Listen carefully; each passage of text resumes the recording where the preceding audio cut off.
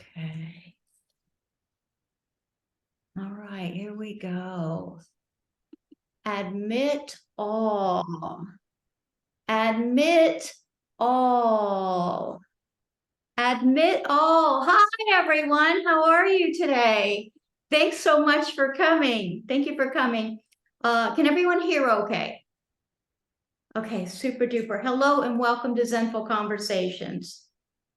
You can find us having Zenful Conversations every single day in a private Facebook group for women. We're in our 5th year of these daily conversations. For more information on that and our many Zoom offerings, please visit zenfulconversations.com. My name is Zen Brown. I'm your host, and we're here today with Natalia Garcia. Natalia, welcome to Zenful Conversations, and thanks so much for being here. Thank you for having me here. I'm super excited. Wonderful, wonderful. Let me tell you a little bit about Natalia. Natalia was recently featured on Channel ABC7, a local station here that I like a lot.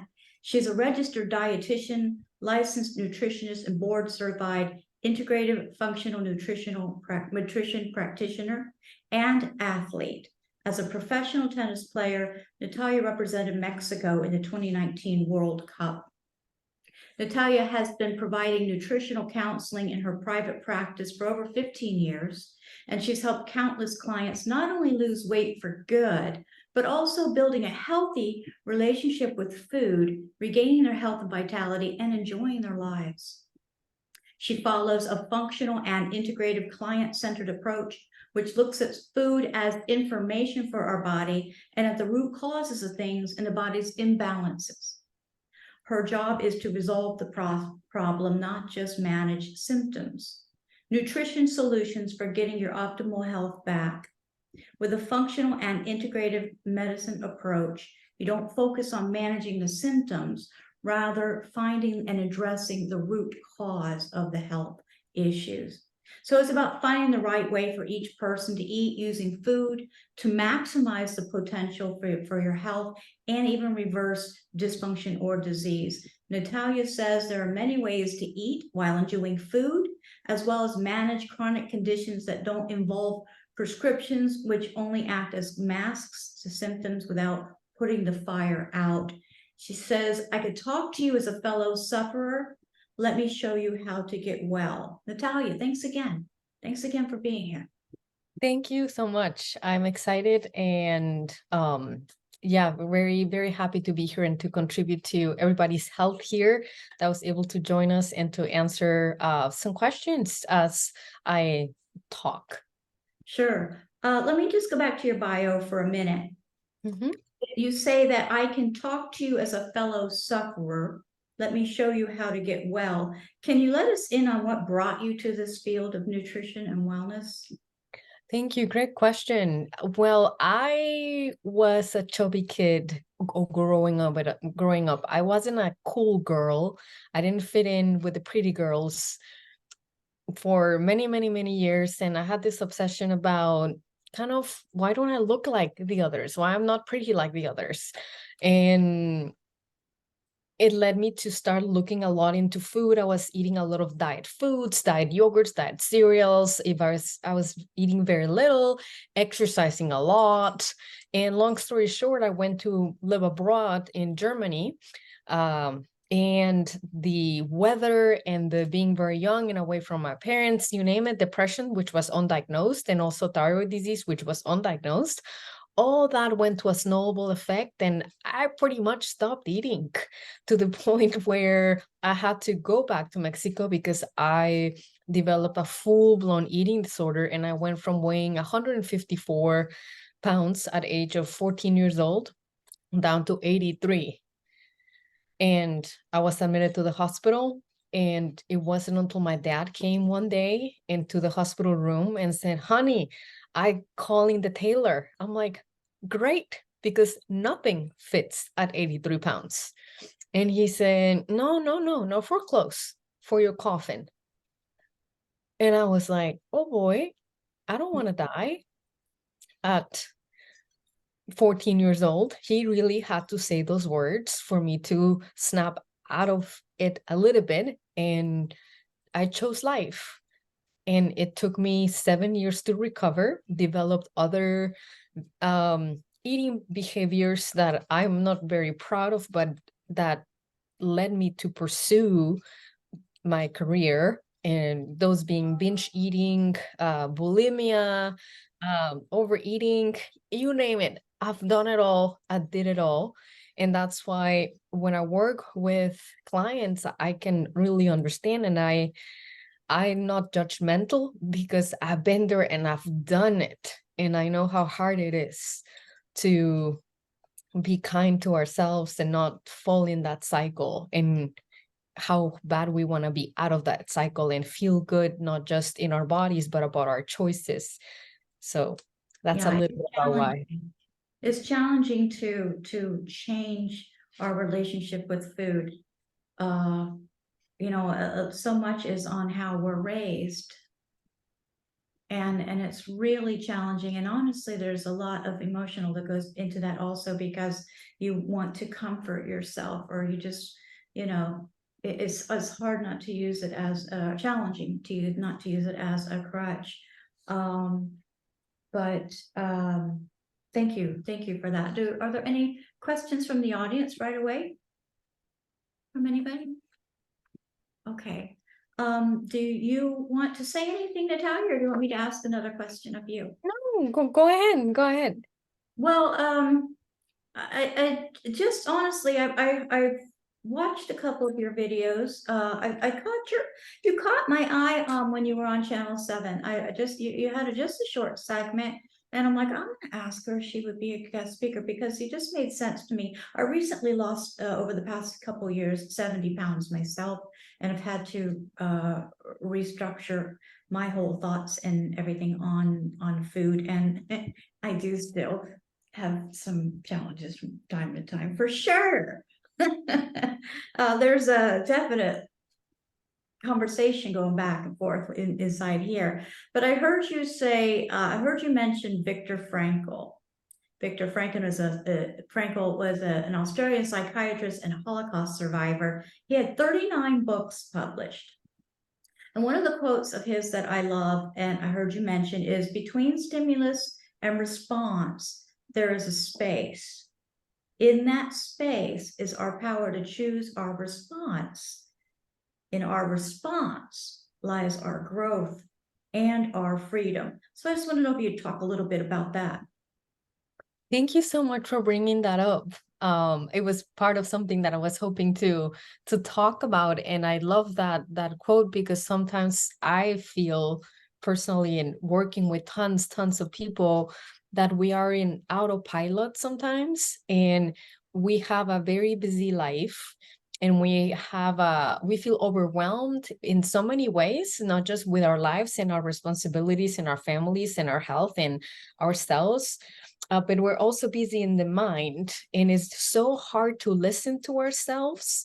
So when it comes to making choices that are in our highest and best interest at all levels, we have to listen to ourselves. And I want to put this analogy, like within trigger, stimulus and response, without space, there's very little space. So if something triggers us to eat or not eat or whatever it is, if we make space, we can respond in a very different way. So I teach a lot of people to create that space by becoming self-aware of what is driving certain eating choices, maybe certain symptoms, maybe certain conditions. So awareness is where shift in our health can start. And that can be at a mindful eating level. It can also be at a digestive health level. It can be applied in all kinds of levels. So becoming aware of your own hunger, becoming aware of what works for you, instead of following, what's told a lot. And I mentioned this, a lot of people are following very low calorie diets, macros, and they think it's all about that. And we get programmed so easy, and we don't listen to ourselves. So I really invite all of you here to listen to yourselves and to tap into that inner wisdom that we all have and that we sometimes forget about. Yeah, that's it, that inner wisdom. Yeah, well, you know that the advertisements, I mean, it mentions pizza for one split second, and then I happen to just catch it as I'm walking by the TV, the commercial, and then like the next day or so, I'm wanting pizza. So it is definitely a challenging situation. Is there more on the mind body connection that you can talk a little bit more about? Definitely. When it comes to the mind, I call that like the outer wisdom. You know, there's a lot that we're exposed to, a lot of commercials, like you mentioned. If you guys watch TV, you will notice that about 3 to 4 commercials out of 5 or 6 are about food. The other ones are about drugs, and the other ones are about insurance. So it's a way to sometimes program ourselves to be wanting certain foods without actually being hungry. And that happens when we have cravings. A lot of women tell me, Natalia, I have intense cravings for certain foods, and I say I'm gonna eat one, and then I end up eating 10 cookies, and then I eat the whole box, and by then I say I'm gonna just start on Monday, and by Monday I haven't done any meal prep, and it comes Wednesday and I haven't gone to the store, and it's a guilt cycle, and it's a what the heck effect is what I call it. And sometimes it can be weeks, it can be months until we are out of that cycle. And I'm saying this because I've been there, and it's easy to get wrapped up in there. But when it comes to the mind, body, and spirit, a lot of it has to do with just really slowing down and asking yourself. I call this the head to heart conversation. So when you engage in a head to heart conversation, you are acknowledging an emotion that knocks on your door. You may be aware that an emotion is driving you to eat. Sometimes it requires some asking, like, oh, I'm reaching for this food constantly, or at the stem of the day. And you're like now aware of that. But it also requires the awareness of maybe there's something that I am lacking in my life. Could be that we don't feel connected to others, could be that we are not feeling rested, could be that we're feeling unbalanced, could be that we're feeling that we're performing under the standard. It can also be that we're feeling like we're not having fun, or that we need a break. And most of the times we give ourselves those things with food because food is tangible. We can see it, we can feel it in our mouths, we can feel it. And sometimes we can't feel a break unless we give ourselves a break, and by that time maybe too late. Or we can't feel love right away because we may feel that love is just a certain way, and it can be so many other ways than, I don't know, having a significant other or whatever it may be. So for that, I would invite you to engage in this head to heart conversation where you ask yourself, what need do I have that may not be met? And again, that could be feeling unbalanced, feeling unrested, feeling like you're not having fun, feeling like there's something out of your control. And that's always going to be life, right? We can't control everything. And then ask yourself, okay, when and how may I need the need for feeling rested, for giving myself a break, for having fun? Because then you create that space to then really inquire what would be a choice that I will feel good about, not just in my body, but all around when it comes to my choice. Yeah. Yeah, well, actually, you're making me realize just how intimate some of my chocolate experiences might have been. Uh, you know, and perhaps, I mean, because that awareness is first, absolutely. And to me, I'm okay. I've decided I'm going to have it at certain points in time. Um, but it's more about the interaction and what's going on. So did you have some kind of, what's going on internally and how this relates to joint pain and all this other stuff? How it translate into that. So I don't know, did you have some kind of presentation that you wanted to do, or should we just continue talking? What would you like to share today? Oh, thank you. No, I do want to talk about the connection between maybe constant cravings or within what I call and what's been documented as the gut-brain connection. It's a connection that goes from the gut to the brain, and it's been studied for many, many years. This is not news.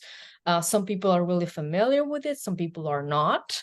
So yes, if I can share my screen, I will walk you through a little bit of a lens that you may want to look at yourself through so that you can understand yourself and also have some compassion for yourself. If for some reasons you're in a state of health where maybe you don't want to be, you can understand why and what are the things that are under your control if you want to do something about it. That's my way of empowering everybody who I work with. So I'm going to share my screen and kind of walk you through this and also some. You should have all the capabilities of the host, and Okay. I'm just gonna let you take the floor and mute myself until you're done. Okay. I'm going to share my screen. And this is something that I'm very, very, very passionate about. And as you can see, it can be, when you're diagnosed with a disease or if you have a symptom, like somebody's bloated, somebody has cravings, and somebody can't lose weight, and somebody binges, or if there's some medical diagnosis like fibromyalgia, which is chronic fatigue, or GERD, which is reflux, or IBS, irritable bowel syndrome, or autoimmune disease, which is on the rise. That is like you being looked as a plant, but just being looked as if you just were the leaves, not the entire plant. So I want to bring awareness to you about what it is that could be driving this disease. And it tends to be toxicity in different ways. And it could be just emotional, it could be mental, it could be physical.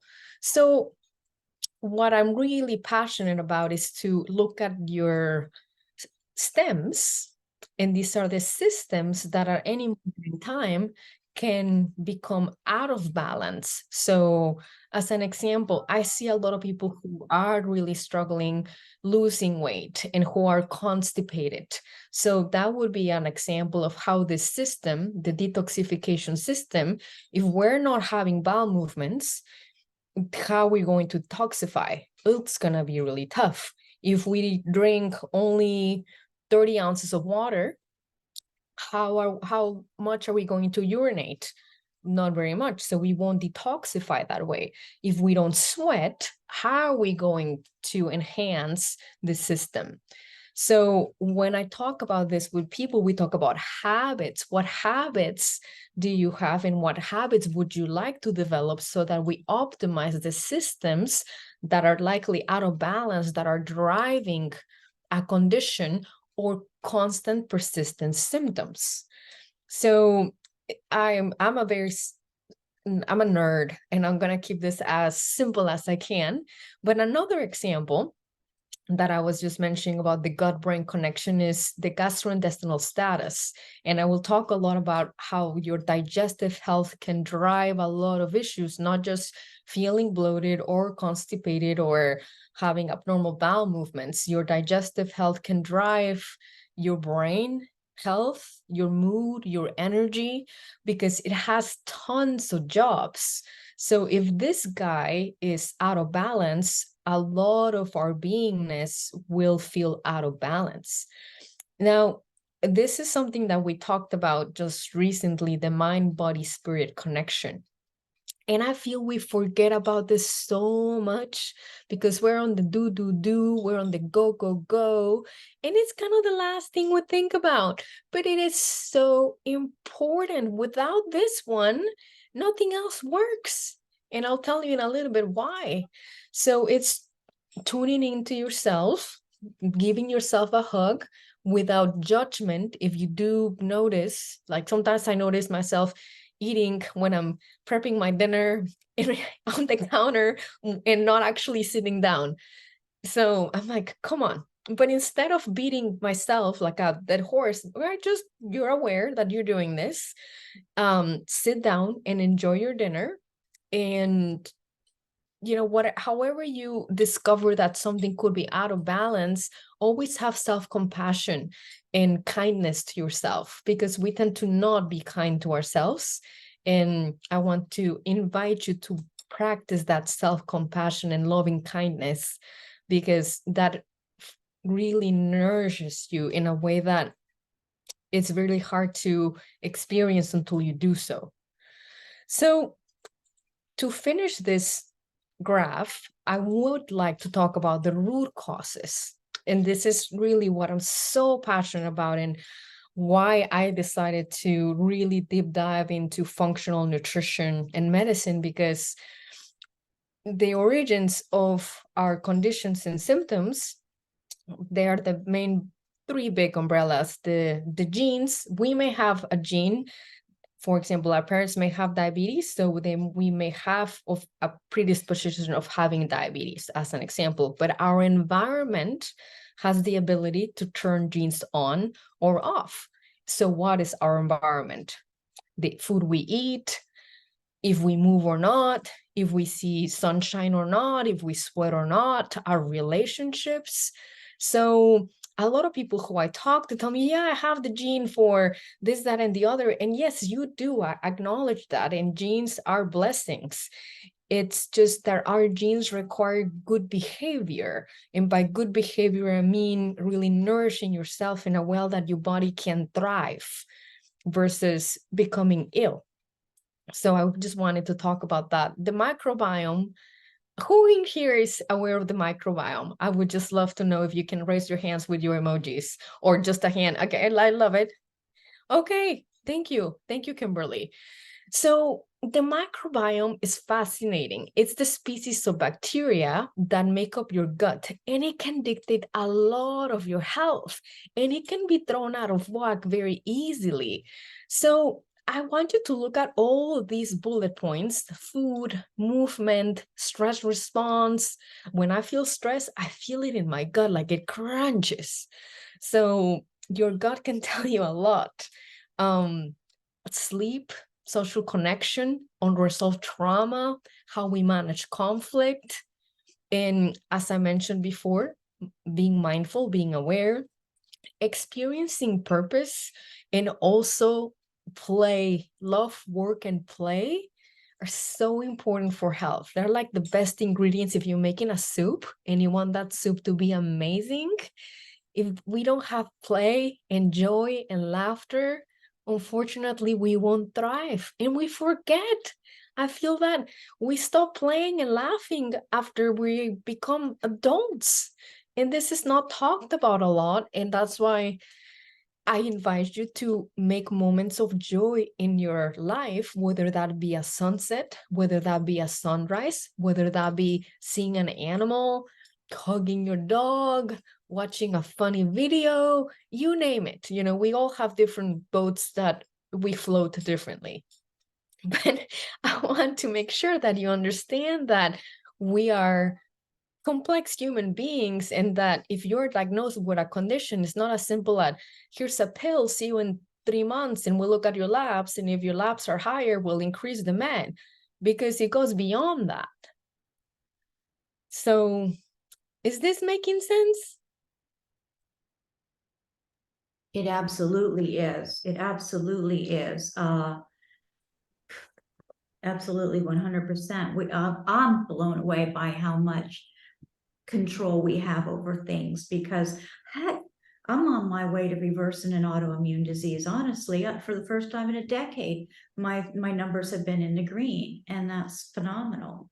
And that's from me changing my diet. I have not yet to work with you, but I wanted to ask if anybody has any questions at this point for Natalia before she go ahead, Kim.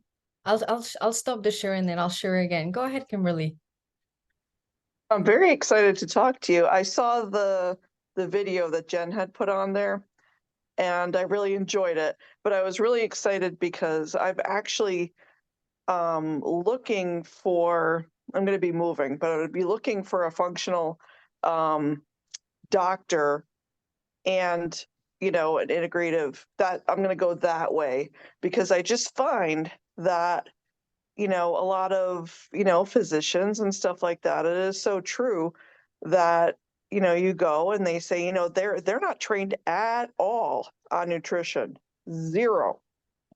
And, you know, they don't give you anything. All they can tell you is, here's this pill, because that's where, you know, big pharma, that's where the money comes from.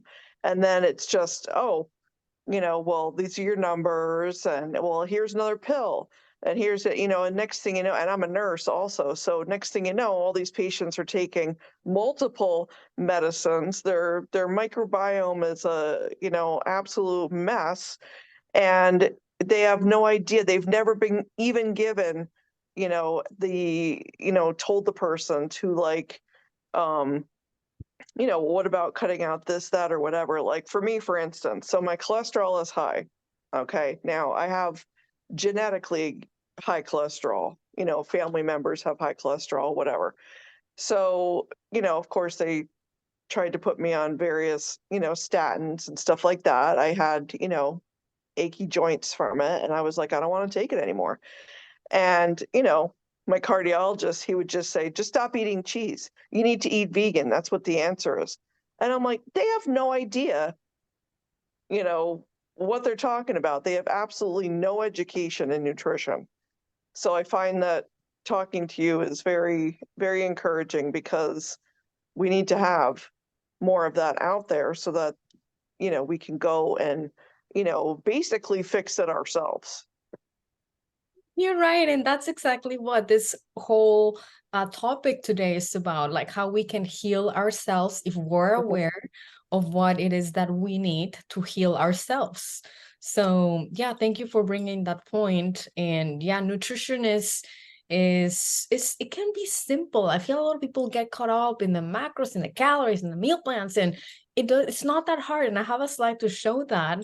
To be fair, hold on here, because to be fair, honestly, the stuff we're sold as food is not food.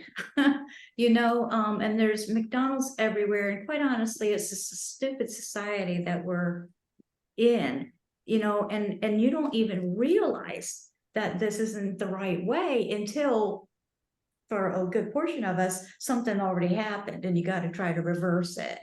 You know, how in the world? So it's really, you know, it's not as simple as, well, hey, you know what I mean? It's like, you know what? We're combating a lot. We're combating the bombardment of advertising, which they know how to do very subliminally into our subconscious, which is, you know, and it's just everywhere before us. And they put chemicals in these things to make you want more. It's not like you just have 2 or 3. There's actual a chemical that's making you have more. So it's like so important, this conversation. Yes. And thank you so much for your passion. And honestly, that's what I'm getting like riled up. Let's go, team. We've got to save the world here, kind of thing. But yeah, thank you, Kim. Do you have anything else you want to ask her? I don't think so. Like specific stuff. Great. Does anybody else have a question right now? Go ahead, Diane. Unmute yourself, please.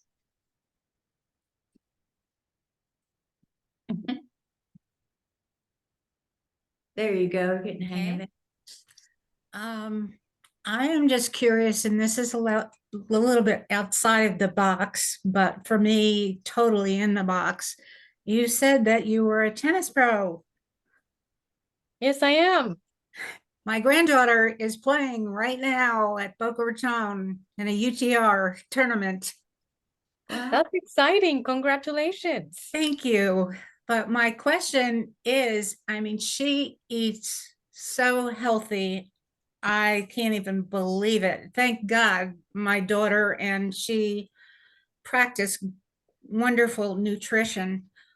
But out there, she's traveling the world out there with either a trainer or coach or whoever. And I don't know how she manages to do it with the ups and downs of tennis, especially. She had a match yesterday, an hour and a half for the first set. She ended up winning it in the second set, but an hour and a half for one set. Your body physically handling that. And I don't know how she does it. And I don't know, but from your experience being on the pro tour, is there something for sports in general that is a key help, useful for, I mean, she does the best she can, but I know she'd do even better if she knew how. Like, do you have a book or do you have anything with information like that in it? I'm actually working on a book. Oh, So wonderful. it will come out. And just from personal experience, as athletes, we need so much more nutrition and so much more rest that, and sometimes we don't allow ourselves to rest. Like here, and Yeah. sometimes we don't eat enough because we're in the go, go, go. And enough time to recover. And sometimes it's hard to really get it all in. With athletes and myself, I've checked my nutrient levels to assure that I'm not deficient in key nutrients that drive energy production, and that drive stamina, in recovery. So that's something that can be looked at to see if there's a significant deficiency, to make sure that she has all the nutrients that she needs, because sometimes you would have to eat just a lot, and sometimes the time and the travel and the quality of the food does not make room for that. But I would say Exactly. eating enough, eating the right foods, hydrating enough, and getting enough rest. Sleep. Yes. And also just downtime, and this goes for everybody. I don't feel that we make enough downtime in this day and age. It's all about do work or whatever. So that impacts our health too. So it's okay to sometimes just chill for an hour, and not if it's even if it's not the weekend. And it's not okay to, I feel, to just work, take the dog out, have dinner, and pass out, because then No, my daughter passes out. She keeps going. Yeah, well, as I was hearing you explain about the needs and demands of being an athlete, I'm like saying, well, so it's, to me, it's just a discipline for everybody across the board. The more active you are, or the more, professional athlete like that, the more disciplined you have to be. But it's still, it's all just layers of the same thing, nourishing our body, balance and all that. So great, Diane. Yeah. Thank you. Thank you. Anybody else before Natalia continues? No? Okay. Natalia, you want to finish or go ahead and go back to Yes. this? Yes, Great. yes. I want to tell you something very important, Sure. and also share. I'm just going back to the screen. Especially because there was an interest on the mind body gut brain connection.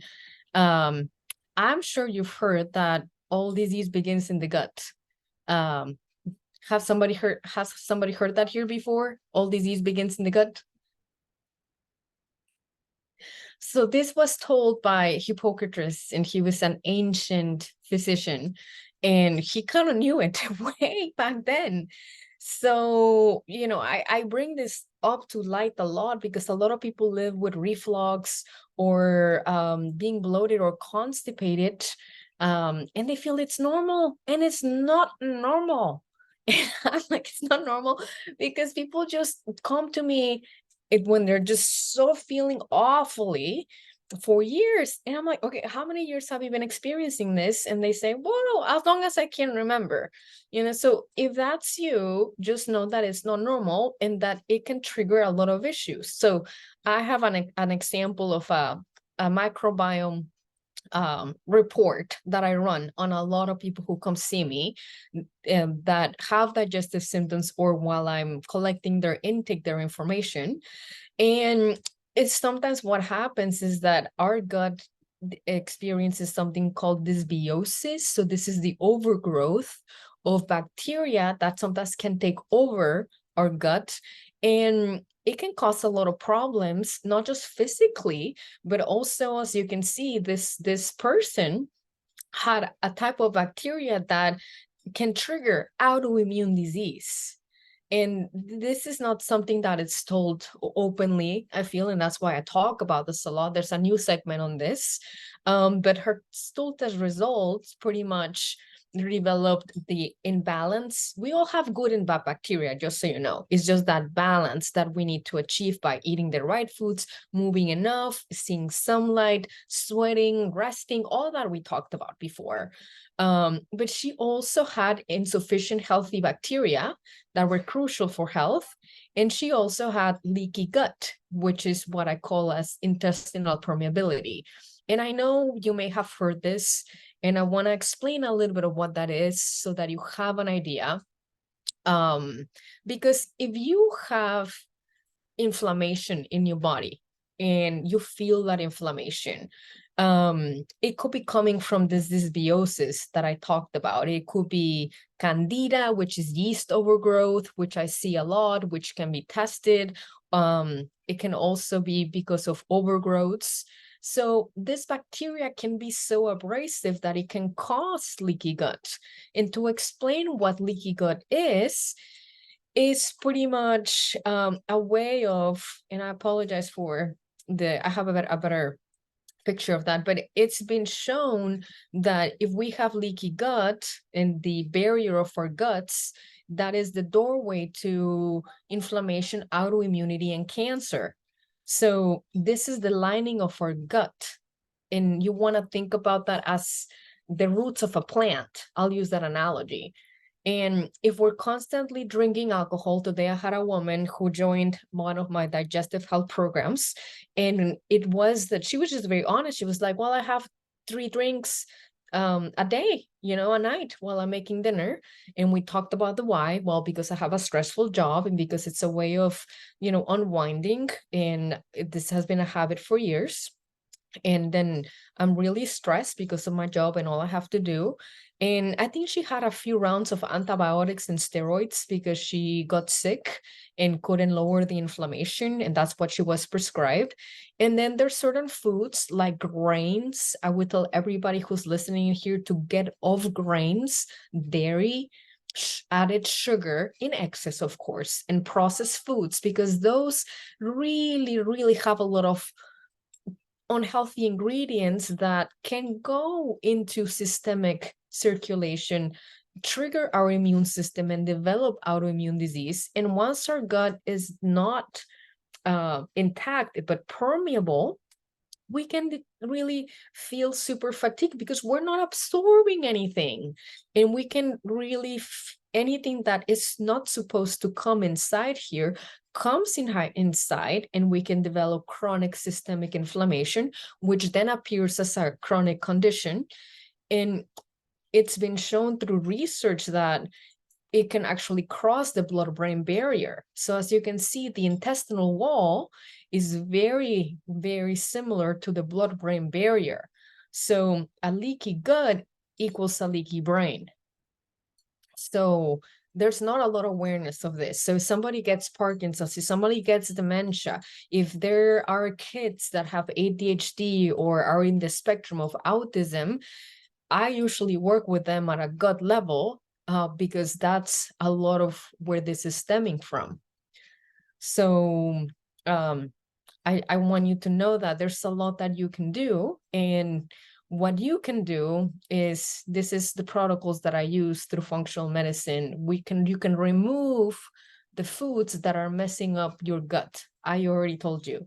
Grains, added sugar in excess. Think about sugar like money. Spend it where you need it the most. So if you get your paycheck, right? What do you have to pay? Mortgage, rent, the water, your essentials. But think about sugar like money. You get $20 to spend, and you spend it where it matters the most for you. So for me, I have a non-dairy yogurt that has 8 grams of sugar. And sometimes I have 2 of those a day, and that's where I spend it. But being aware of your added sugar is huge.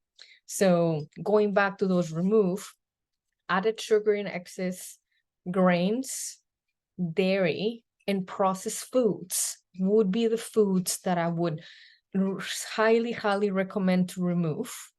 And then depending on your case, you can choose to test or not test, but you may need digestive secretions like biles and enzymes that help you digest everything and that keep the bad bugs at bay. And then re-inoculate with healthy species, repair the leaky gut, and the rebalance. This is the most important one, and people forget. It's about lifestyle choices, sleep, exercise, and stress management. And sometimes I get people who want to do the program and all they want is the supplements and all they want the meal plans, and they're not willing to slow down, to breathe, so that their central nervous system is in a opposite weight of fight or flight. So if we don't allow our body to heal by being calm and relaxed and in a stage of rest and digest, it's going to be really hard for our digestive tract to heal. So these are the protocols that I use when somebody comes with digestive issues and if we do a test. And the foods that I would tell you to really, really stay away from would be to consume live foods and to not eat dead foods. What is an example of a dead food? I have people coming to my office and say, hey, I've lost 30 pounds because instead of eating McDonald's, now I'm having this protein shake. And it has 30 grams of protein. That's what people look at, the grams, right, of protein or the grams of carbs. They don't look at the ingredients, which are all the toxins and all the things that really mess up the gut. And when we go through it, they are like, oh my goodness, I didn't know. I didn't know that this has artificial sweeteners and stuff that is really messing up my gut. And it's all right. You're not supposed to know. That's why I'm here to tell you. But your body receives these foods like one ingredient. It's very easy. Let me use this analogy of a present. If it's Christmas, right? And I give you a present, you want that present to be wrapped in one box in one sheet of wrapping paper so that you can open it up and enjoy it, right?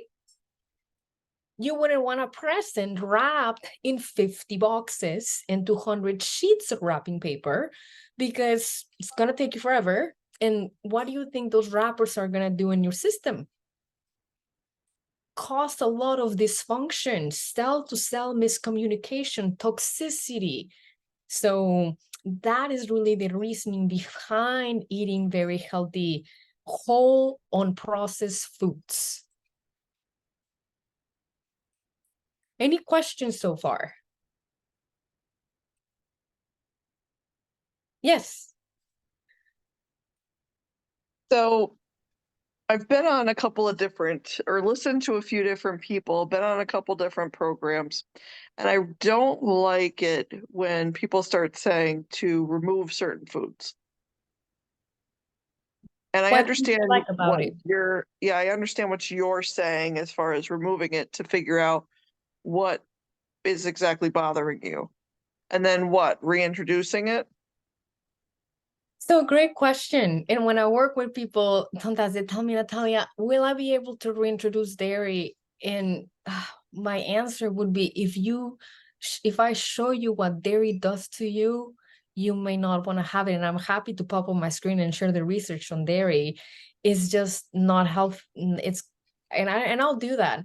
But there's a reason behind that. And so I guess which food groups, I mentioned grains, dairy, added sugars and processed foods.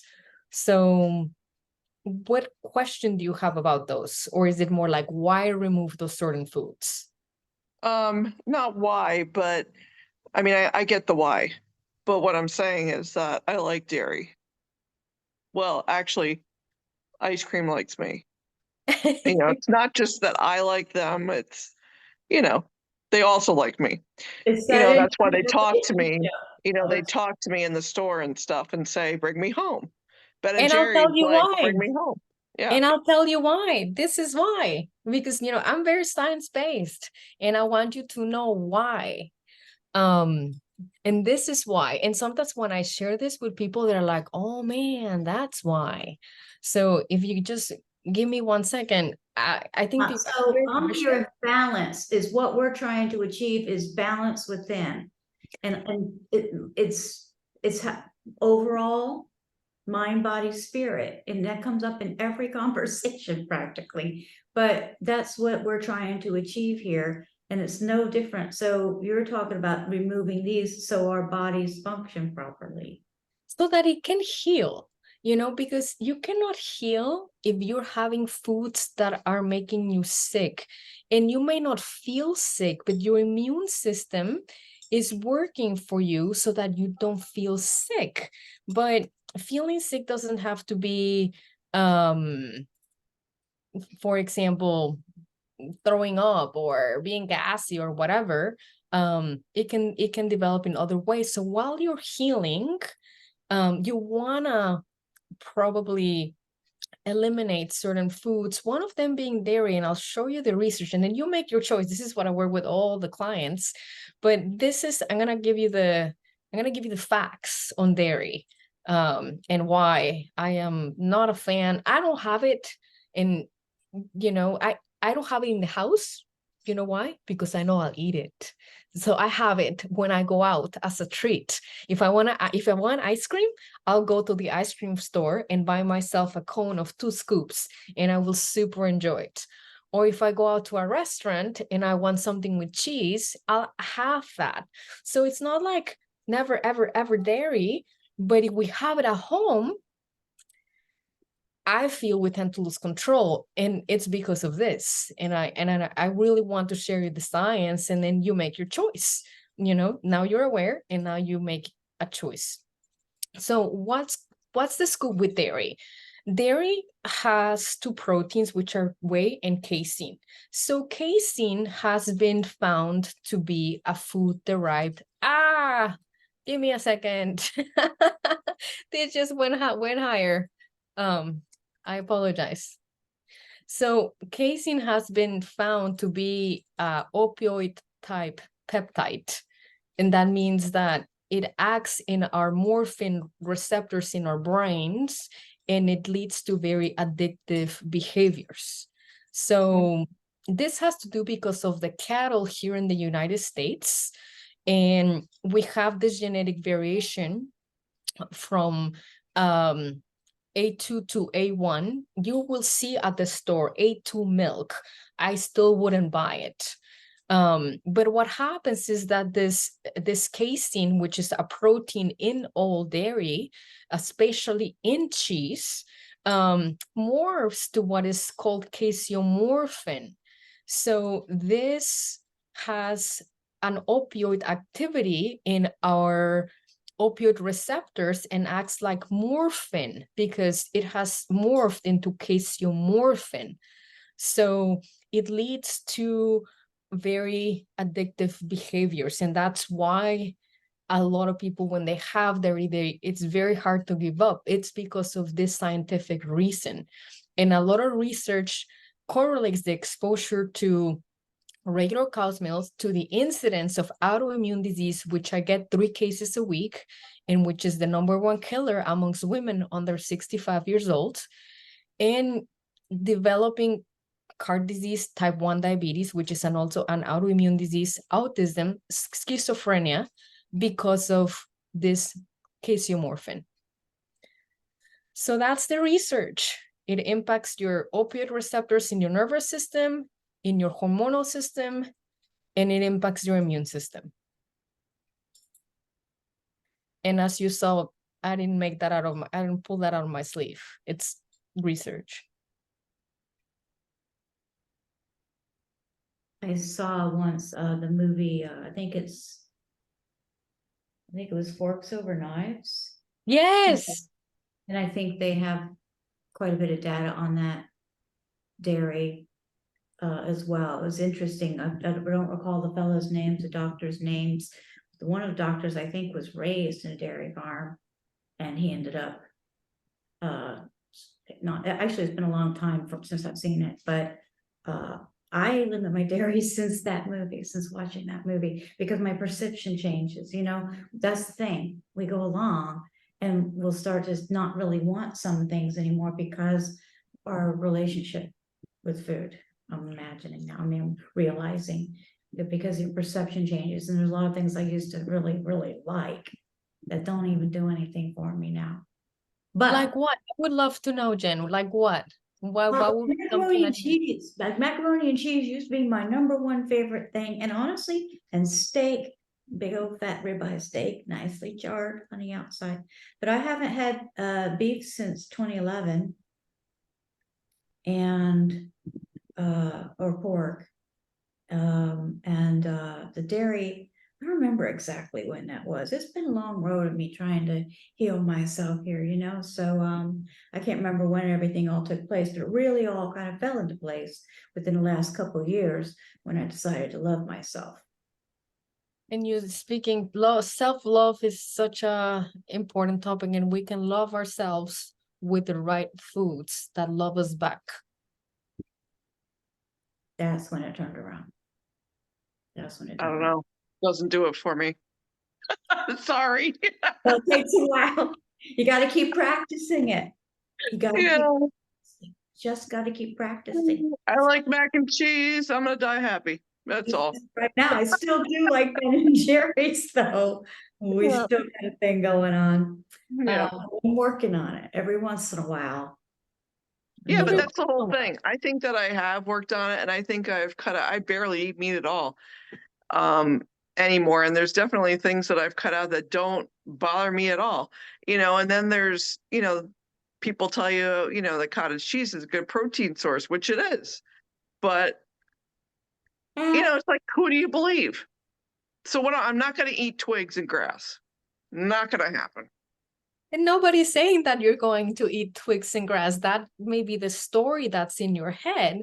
And we all make stories about how it's going to be without our favorite foods. But you're not, nobody enjoys lives if they eat twigs and grass. Like, that's no. It's just you finding a balance, finding what works for you, and maybe having it out so that, I mean, I just know that if I buy a pint of ice cream, you know, I'll probably eat it in a week, and I know what it does to my system. And, you know, we are all in a different boat. So we're all in a different boat, but I promise you wouldn't be eating twigs and grass, because that would be no fun. And you have to have fun when you eat. It has to be enjoyable. You have to look forward to the meal. It has to be feeling and feel good in your mouth and have the right texture and flavor. So it can be doable. It's doable. Awareness of what, just at least mindfulness, I think, too. And look at the ingredients is important. Yes. You know, taking a good look and deciding, and then deciding to go for it and being okay with it and enjoying it. It's a process. It's not going to happen overnight, no matter what we do. It's always a practice. It gets down to our practice, just being mindful.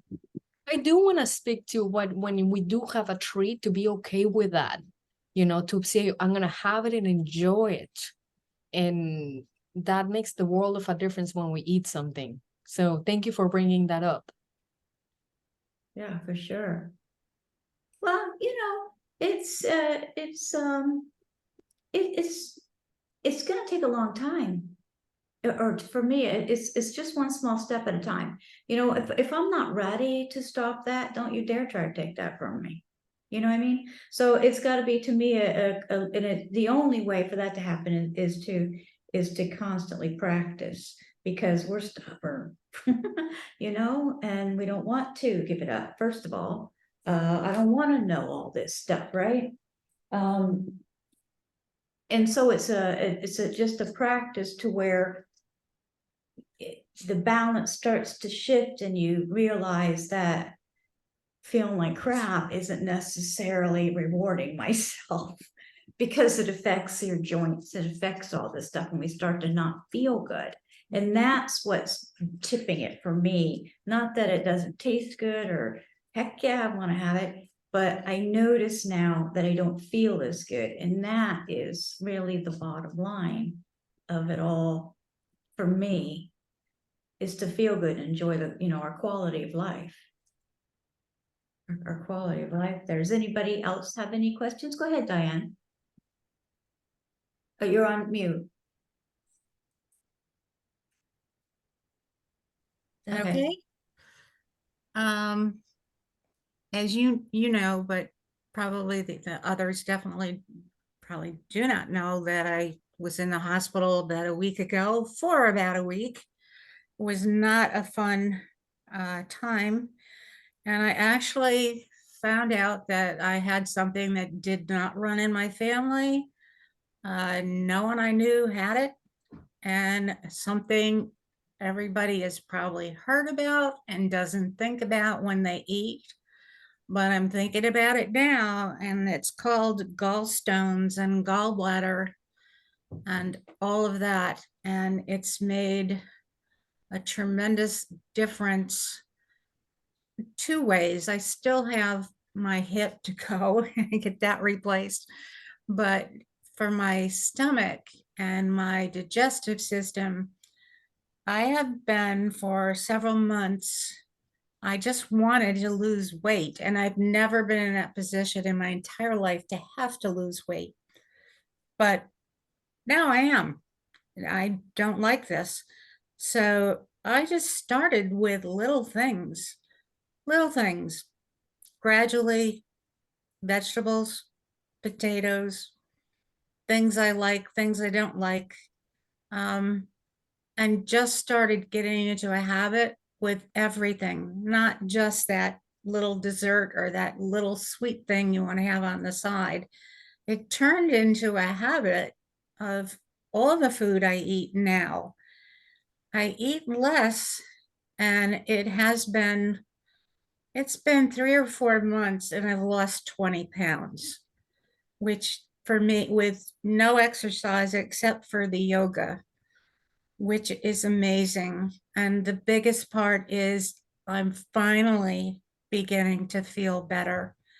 It is not something, I don't want these gallstones or my gallbladder even in me, but the choice is they can do more harm if they take them out, or if they leave them in. They don't know. So their choice is usually just leave them in unless you have further problems. So this just happened. I mean, I didn't really plan it, but I thought I was just going to eat a little bit less here and there, and it's working. It's really working. Almost every day I step on the scale and it's a little bit less, a little bit less. And I find that the things I thought I loved most aren't anymore. I love some of the other things that probably aren't great, but like corn on the cob, but I love broccoli, and I love some of the things that are so good for you, carrots and things I never cared about before and didn't want to eat.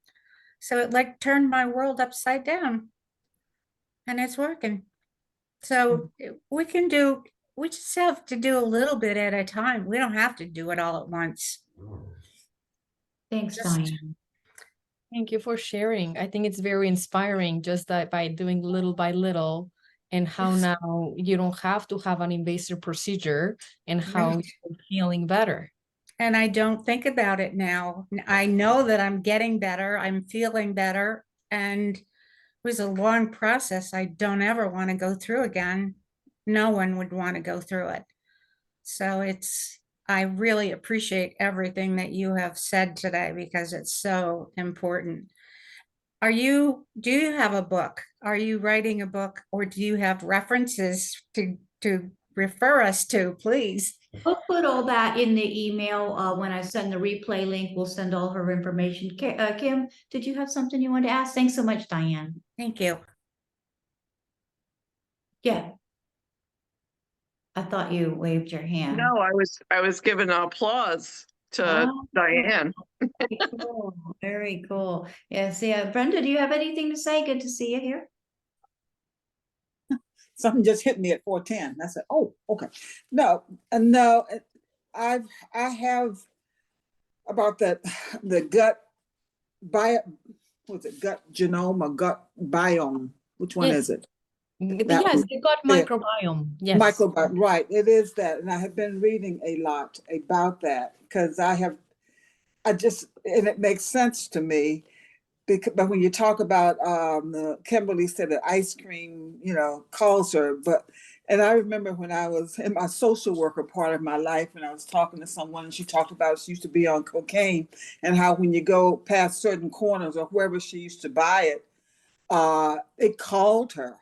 That drug, not just that drug, I'm sure any drug, but she was talking about cocaine, how it called her whenever she drove past that corner or whatever. And I know that sugar is the same way, because chocolate, you just said ice cream, but, chocolate is a real divisive element. Yes. Because dark hot chocolates will be good for you if you eat it in the middle of the day, so we can rationalize between our brain that's rationalizing what you can eat. But then I'll say, well, milk chocolate is okay too, and blah, blah, blah. Or if it's got almonds in it, then that'll absorb the sugar and the whole bit and everything. But also about stress and how it affects your body, and you don't know it, and affects your food, and how you'll eat a pack of Fig Newtons to get it out of the house so you won't eat anymore. And you go to Aldi's and they got cheap cookies over at Aldi's, and I can eat a whole bag on my way home. But the last time I did it, I only ate 3, and I did throw that whole bag away of oatmeal, something that I got, and I threw it away. But it is like a drug, and I know that. But when you're young, you can do that because your system doesn't react the same way. You could eat the Fig Newtons and hide them under your cookies, under your pillow at night, so your kids don't get them, because the kids will eat them up, and they're fine because they're young. But the older you get, whatever your D is in your DNA, that stuff just pops up and comes. Because I was just told that I was diabetic, and my mom would say, I never had diabetes in my life. Well, she said high blood pressure, but that DNA knows that it's in your family ancestral traits, and you live long enough, it's gonna float up because you're eating the same way that you were taught to eat. You were taught to like, pies and cakes and sweets, and that's love. And I've always been attracted to that compared to food that I would, and when that mid-afternoon or whatever it is time and nothing's prepared, that's when you're going to eat the junk. And then you're going to feel horrible in an hour and a half later, and sluggish and messed up. But What a great awareness on your yeah, end. I appreciate you Keep sharing coming back. because Yeah, we keep coming back for more. we keep Thank coming you. back for more. But I went because of my situation with my husband, all that stress and eating and not paying attention. I had not been to the doctor for a physical in 2 years. And 2 weeks ago, she wouldn't refill a prescription because she said, bring your behind in here. And so she ran blood work, and all my AC1s and all my everything there is sugar. The idea of sugar floating in your blood. I mean, it's just, your blood is like turning to sugar because you're eating all this sugar crap, and that kind of got me in my head. So I have really just, for like about a week and a half, talk about losing the weight. It was just coming off. Plus your gut gets messed up and everything. So then that helps.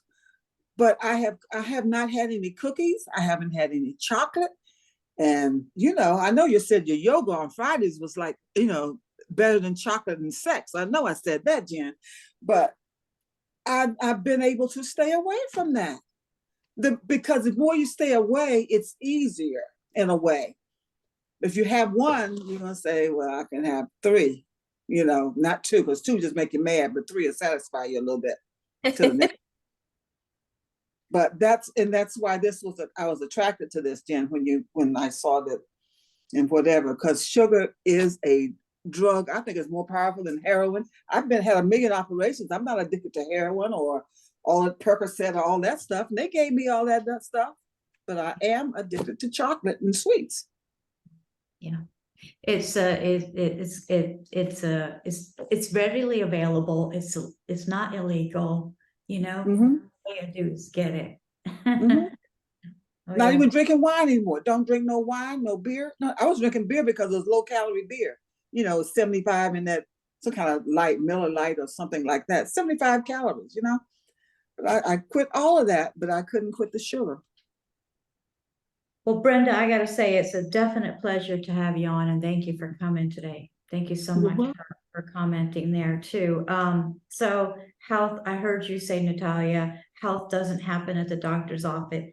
No, they tell you to eat cottage cheese. They told me to eat cottage cheese, Kimberly. Cottage cheese. Because they're doctors, they're not boy, I told dietitians. Told you. Eat this notebook. Listen, it's just we're trained very differently. Doctors, I think was mentioned before, don't know squat. And they don't know squats.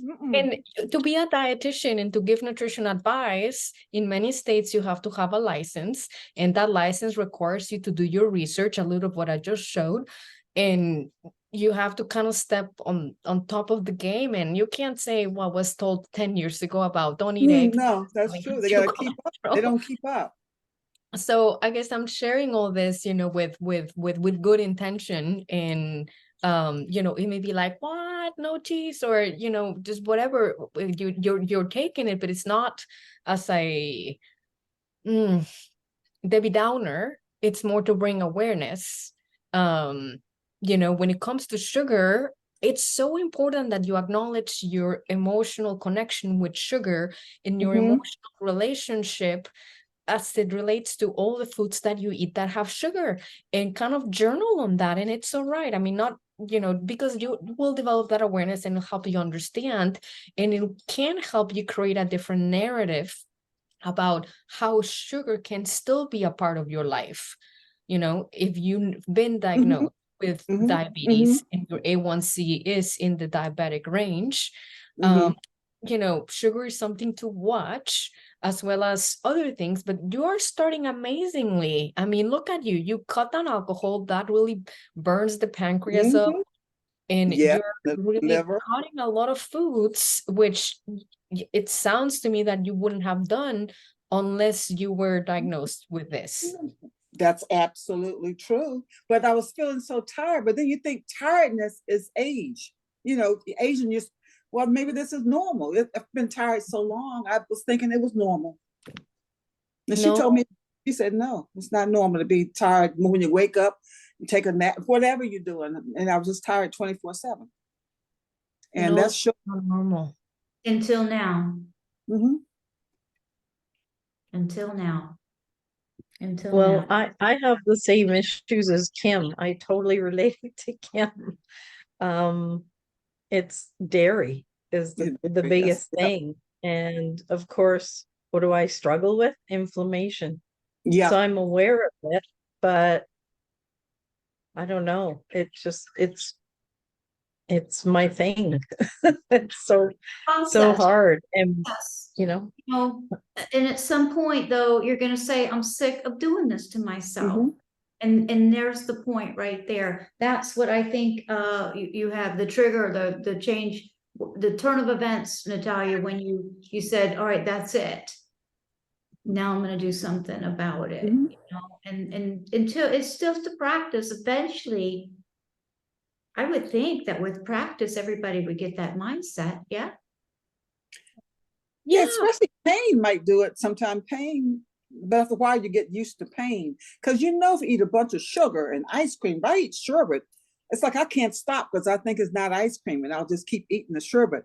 But after you do that with sweets and stuff, I notice my fingers, I'll start inflaming. Your fingers hurt. And it's because you have eaten too much sugar. Because Yes. when I'm backing off the sugar, my fingers are starting to feel better. Right. So, I'm seeing that it takes some time. I'm talking about like maybe 2 weeks, but I could feel the difference how I'm starting to wake up feeling better. Keep it going, not so it doesn't turn back No. around. It's a good mindset, and it's I know. there. So keep practicing. The holidays are coming, y'all. So Yeah. I encourage everybody here to keep a daily journal and even put it in the group for non-scale related victories, because sometimes we're really weight focused and your weight may drop. But if you sleep better, if you don't have joint pain, if you don't wake up brain fogged, if you have energy, if you have a good mood, you gotta keep that like on a daily basis and count your daily wins, because that is what will keep you moving forward and you will empower yourself. So that is hopefully something that we'll see in the group, counting your daily wins, whatever that may be. And also, what are your non-scale related rewards? A lot of you want to lose weight. Sometimes the scale doesn't tip as deep as we want to or as fast as we want to, and we'll get discouraged. And I say that because of working with thousands of people. So you want to focus on the feeling of your fingers not hurting, on a restful sleep, on not having as many cravings. It's huge to honor your progress in that way as well. Thank you so much, Brenda. Natalia, thank you so much. Do you have any final thoughts that before we share your contact information, anything that you want to leave these ladies with? Just to sum up, really, that we are to create balance in our lives within the physical body that we talked about a little bit today. The emotional body, I feel, is something that we touched on as a relationship with food. I would love to come back and talk more about the emotional body and all the different bodies that we have, so that we know how to nourish those bodies and not reach for food because those other bodies haven't been fed.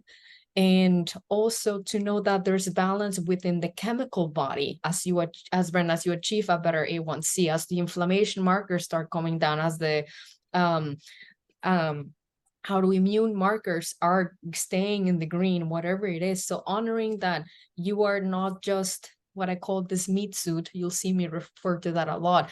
We are way more than that, and your body can heal, and it can be a lot of the narrative. So I invite all of you to share your narrative after today. What will be your new story about your body healing potential? What will be your new story? Because you may have a story right now, but what will be your new story and your new narrative, which will dictate your life after today's workshop? I would love to see that. Awesome. Awesome. Natalia, thank you. Thank you so much. Natalia's website is fnwellness.com. That's F as in functional, N as in nutrition, wellness.com. Sign up for her newsletters and be sure to check out her blog while you're on her website. She's really loaded with lots of helpful information.